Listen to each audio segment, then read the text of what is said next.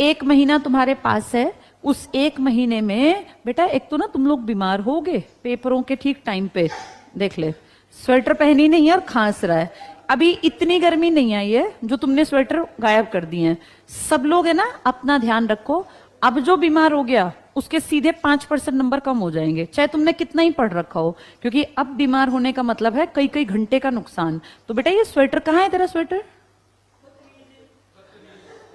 बेटा स्वेटर कहाँ गया? पहन के ही नहीं आया इतना। और एक बात सुनो, अजीब बात, जो सबसे कमजोर और दुबले पतले हैं वही दोनों स्वेटर नहीं पहन रहे हैं। बढ़िया स्वेटर पहन के आया कर बेटा। और बेटा तू हाथ ठीक हो गया? नहीं लिखा जाता अभी? अच्छा, मतलब एक महीने में उतर जाएगा प्लास्टर। और हाँ, अब पेपर में तू लिख पाएगा कि नहीं लिख पाएगा? इस हाथ से लिख देगा, लेकिन तब तक पता है क्या, तेरा हाथ से बेटा जो लिखने की स्पीड थी ना उस पर फर्क पड़ेगा। अब तू राइट से लिखता है लेफ्ट से लिखता है? लेफ्ट से ही लिख रहा है। अपना ना ध्यान रखना, अपनी जिम्मेदारी होती है। अब अपनी तैयारी को एक लास्ट स्पीड से बढ़ाओ बेटा। और अब रोज के ना ये सोचा करो कि मैं 6 से 8 घंटे पढ़ रहा हूं, पढ़ रही हूं कि नहीं। अपने आप यहां के घंटे मत गिनना, ये तो स्कूल वाले हैं।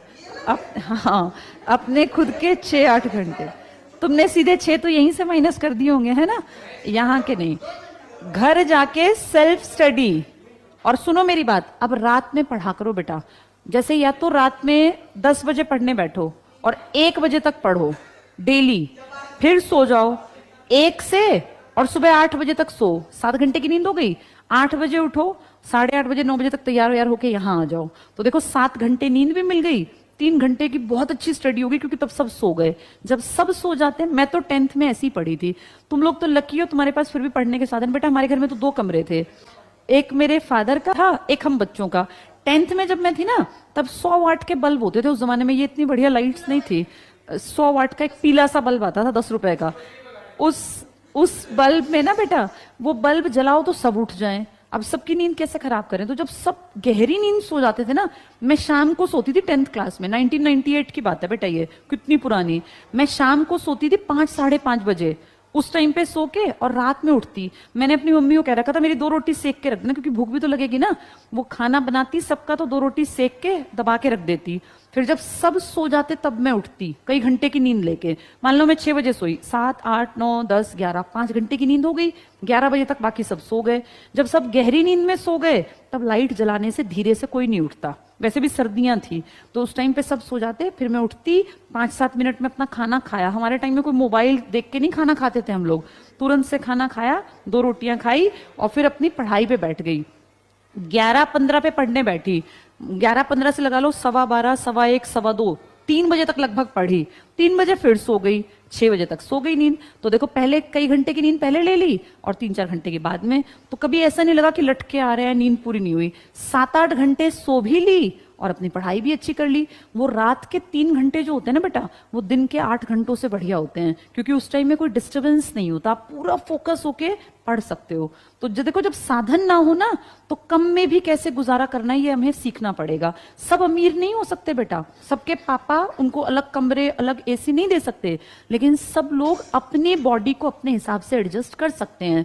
जिसके पास कमरा नहीं है ना, उसके लिए बेस्ट तरीका होता है रात में अपना लेट नाइट जब सब सोए। पर तुम्हारी दिक्कत क्या है, तुम जैसे वो होता है ना कि भाई पढ़ के सो गए तो फिर गेंडे की तरह पढ़ के सोते ही रहे, उठे ही नहीं। उठना पड़ेगा, तुम्हें मेहनत करनी पड़ेगी। तुम लोग पता है कितने लकी हो, तुम सबके पास देखो पहनने को अच्छी जैकेट, अच्छे स्वेटर है। हमारे टाइम में क्या था, 4-5 बच्चे हैं तो एक जैकेट मिल सकती थी बस। ऐसा तुम्हारी तरह इनर्स थोड़ी ना थे। अब सोचो ठिठुरती ठंड में हमारे पास साधन नहीं थे कि हम लोग अपने कमरे को गर्म कर लें या कमरा बंद कर दें। इतने पर्दे और इतनी व्यवस्था भी नहीं होती थी। तो उस ठिठुरती ठंड में रजाई को साइड में रख के बैठ के पढ़ना, और एक बल्ब में, तो ये बेटा मेहनत की डिमांड करता है ना। उस मेहनत के कारण आज मैं ये बातें तुम्हें बता रही हूं। तुम आज मेहनत करो, आज से 10 साल बाद, 12 साल बाद तुम भी एग्जाम्पल बन सकते हो। तो एग्जाम्पल बनने के लिए मेहनत करनी पड़ती है। अब तुम चाहते हो नींद हम 10 घंटे की लगे, खूब ठूस ठूस के खाएं, मन मर्जी से घूमने जाएं, बाइकों पे घूमें, स्कूटियों पे घूमें, हाथ पैर तुड़वाएं, ठंड लगवाएं, तो अब तू उसके ऊपर हंस रहा है, तूने ठंड लगवा रखी है ना। तो अगर ऐसा करोगे तो फिर तो बेटा तुम नुकसान में आओगे। अपने आप का ध्यान रखना भी हमारी जिम्मेदारी है। बोर्ड के टाइम में कोई भी बीमार नहीं होना चाहिए।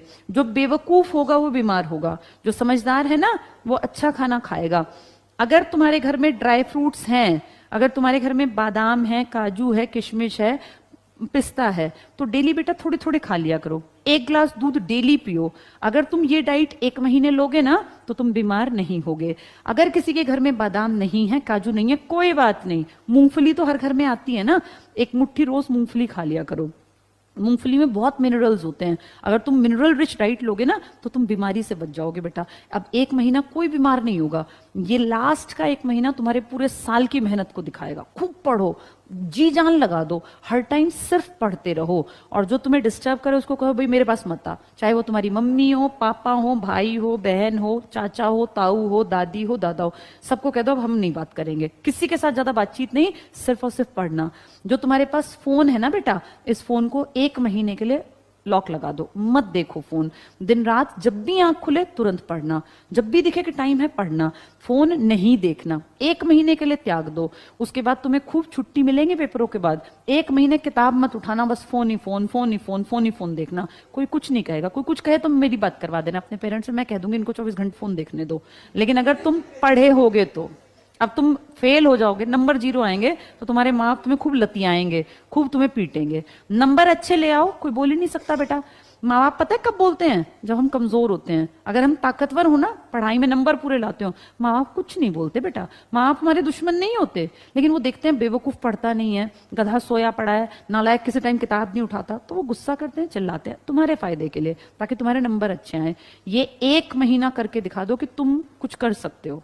अपने पेरेंट्स का फेथ गेन करो। 1 महीने इतनी मेहनत कर दो कि वो तुम पे विश्वास करें कि भाई ये। जब मेरी बेटी 10th में थी ना बेटा, तो 10th में सब बच्चे एक जैसे ही होते हैं। तो कई बार मैं देखती रात में 1 बजे उठ के जाती तो पढ़ रही होती थी। कभी मैं 2-2:30 बजे जाती, क्योंकि वॉशरूम जाने का रास्ता उसके कमरे में से ही था, तो पढ़ती मिलती। कई बार पढ़ते पढ़ते टेबल पे ही ऐसे लेटी सोई मिलती। मैंने उसके कई बार फोटोज भी खींचे कि कल को बड़ी होगी तो दिखाऊंगी, देख मेहनत ऐसे करनी पड़ती है। तो उसके पेपर में 93% कुछ आए। ऐसा नहीं है कि उससे ज्यादा लोगों के नहीं आते, लेकिन मैं आपको बता रही हूँ कि बेटा मेहनत करनी पड़ती है। 90 से ऊपर आने का मतलब आपने मेहनत की है। 90 तो खींच तान के 89, 87, 88 आ जाते हैं, लेकिन जो बच्चा 90 से ऊपर कूदता है ना, वो वही कूदता है जो दिन रात पढ़ता है, वरना 90 से ऊपर नहीं जाते बेटा। हम 86, 85, 82, 80, 79 पे अटक जाते हैं। 90 का आंकड़ा क्रॉस करने का मतलब तुमने दिन रात एक किया है, और वो अब करने का टाइम है। अब 1 महीना जी जान लगा दो, और अब सिर्फ पढ़ो मत, पेपर सॉल्व करो। अब अपनी शीट्स का ना बंडल खरीद लो बेटा। मैंने अपनी बेटी का भी यही कराया था। मार्केट में ना 30 रुपए के बंडल आते हैं, उसमें तुम्हारी ये पेपर जो वहां मिलेंगी ना शीट्स, वो एक ही वही शीट्स होती हैं। मार्केट में 30 रुपए का बंडल, 2-3 बंडल ले लो, 100 रुपए खर्च कर दो। 1 बंडल ले आए अपना, उसमें से रोज 4 पन्ने निकाले, अपना टाइम देखा घर पे, भाई 9 बजे बैठ गए हम रात में, 9 से 10, 11, 12 बजे तक तो नॉर्मल बच्चे जागते हैं। 9 से 12 मुझे डिस्टर्ब मत करो। एक मॉडल टेस्ट पेपर उठाया, पूरे का पूरा लिख के देखा, फिर लिख के देख के यहाँ अपने टीचर से चेक करा लो कि मैम इसमें कोई कमी हो तो बता दो, सर कोई कमी हो तो। देखते ही टीचर बता देगा कि तेरे नंबर इसमें इतने आएंगे। जब मेरी बेटी ने ऐसे पेपर्स लिखे थे ना, मेरी बड़ी सिस्टर है बेटा, उसकी मौसी दिल्ली में TGT है वो इंग्लिश, उनकी ड्यूटी लगती है पेपर चेकिंग में, जितने बोर्ड के एग्जाम होते हैं। तो वो जनवरी में हमारे घर आई थी, नहीं फरवरी में एक बड़ा फंक्शन था, हमने पिछले साल किया था, तब वो आई थी। तो उन्होंने देखते ही उसके पेपर कहा था कि बेटा तेरे मार्क्स कटेंगे। उन्होंने उसको कुछ बेसिक बातें बताई कि पेपर ऐसे लिखना, इधर से जगह छोड़ना, ये लाइन बिल्कुल सीधी होनी चाहिए। और बेटा उसको फायदा हुआ, उसके इंग्लिश में फिर बहुत बढ़िया नंबर आए। उसके 4 सब्जेक्ट में नंबर थे 95, 94, 95, 96, 97। मैथ्स में उसने प्रैक्टिस कम की, परिमल सर उसको खूब कहते थे, लेकिन वो ना थोड़ा सा उसका इंटरेस्ट कम था प्रैक्टिस में, कॉन्सेप्ट क्लियर था, तो उसमें उसके 82 नंबर रह गए। उस कारण से उसकी परसेंटेज जो थी वो 93 पे गई, वरना इतने बढ़िया नंबर थे 94, 95, 96, 97। साइंस में उसके 97 थे, फिर हिंदी, इंग्लिश और SST में 94, 95, 97 कोई से थे। तुम्हें क्या बता रही हूँ कि उसने, मेरी सिस्टर ने उसको एक नजर में देख के बताया कि तेरे नंबर यहाँ बढ़ सकते हैं इंग्लिश में, और बढ़ गए बेटा। तो तुम भी ना अपने अपने पेपर लाके लिख के 3-3 घंटे के रोज एक मॉडल टेस्ट पेपर अपने आप से उठा लो। गैस पेपर ले लिए सब लोगों ने? उसमें मॉडल टेस्ट पेपर भी होते ना जिसके आंसर्स नहीं होते, वो लिख के लाओ, और फिर लाके अपने टीचर कंसर्न टीचर, भाई हिंदी वाले को दिखाओ, वो देख के बताएंगे बेटा ऐसे नंबर बढ़ सकते हैं। जैसे तुम कटिंग करते हो, तुम उस पर फ्लूइड लगाओगे, उसको काटोगे तो नंबर कटेंगे बेटा। एक एसएसटी का पेपर करके मुझे दिखा देना, अभी तो पेपर कर लो, पेपरों के बाद ये करना, फिर मैं बताऊंगी यहाँ नंबर आ सकते हैं। तो उस तरह से तुम्हारे नंबर ना बेटा कम से कम 4-5 नंबर हर बच्चे के बढ़ सकते हैं, कम से कम 4 से 5, तो परसेंटेज आगे चली जाती है। ये ट्रिक्स होते हैं नंबर लेना। नंबर लेने का मतलब ये नहीं कि आप बहुत ब्रिलियंट हैं, नंबर आगे बढ़ाने के लिए आपको कुछ ट्रिक्स आने चाहिए। जिसको वो ट्रिक्स आते हैं वो 90 से ऊपर कूदता है। 90 से कम वाले बच्चे कई बार बहुत पढ़ते हैं, बहुत पढ़ते हैं, पर 90 से नीचे रह जाते हैं, कारण अटेम्प्ट अच्छा नहीं करते बेटा। और तुम लोगों का अटेम्प्ट जितना अच्छा होगा ना, प्रेजेंटेशन जितनी अच्छी होगी दमदार, टीचर उतना फ्री हैंड से नंबर देगा, कटाई कट 5 4 4 5 3 ऐसे नंबर। और वरना क्या करेगा, इतने कांटे मार रखे हैं, लाइन खींच रखे हैं, मात्रा गलत करे तो तुरंत नंबर काट देगा। तो इसलिए मेहनत करो, प्रैक्टिस करो, ठीक है। बाकी खूब जी जान लगा के पढ़ो बेटा, भगवान उसका साथ देता है जो मेहनती होता है। जो पढ़ता नहीं है ना, भगवान हर बच्चे पे नजर रखता है, ईश्वर देख रहा है।